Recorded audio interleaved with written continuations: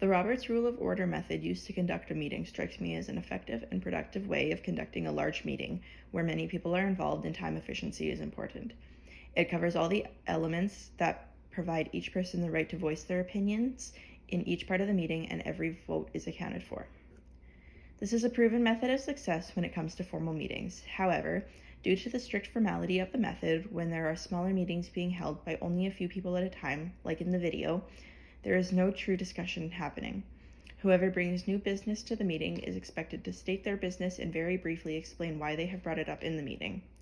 In smaller meetings, it could be beneficial to take more time to explain your side of what you're talking about and why it is important to the meeting and in whatever activity the meeting is in regards to.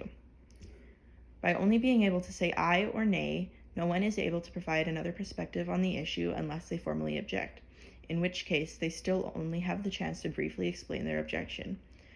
More people sharing their perspective in discussions gives the other members a chance to equally evaluate the circumstances and make a stronger, more informed decision. After the discussion, then calling for an aye or nay vote would be a good way to solidify the choice.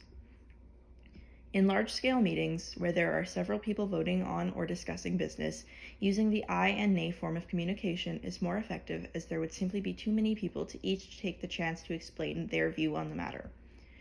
With a meeting of many people who may all have their own point of view on the matter but can't explain it due to time and formality, the chance that multiple people feel the same way as each other increases, and that will cast a more even vote.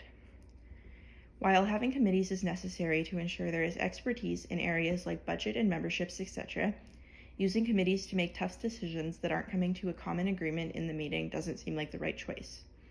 As was shared in the video, delaying an action can be done in two ways: laying it on the table or referring to a committee. This may not always be a bad thing. However, by referring to a committee, that leaves that small group of people to make the decision on their own, which could easily result in biased decisions. That may not always be in the best interest of the organization. Bringing us to a close, it would be unreasonable to hold something like a parliamentary meeting of 200 people and take time for everyone who wants to give a different opinion to give their opinion.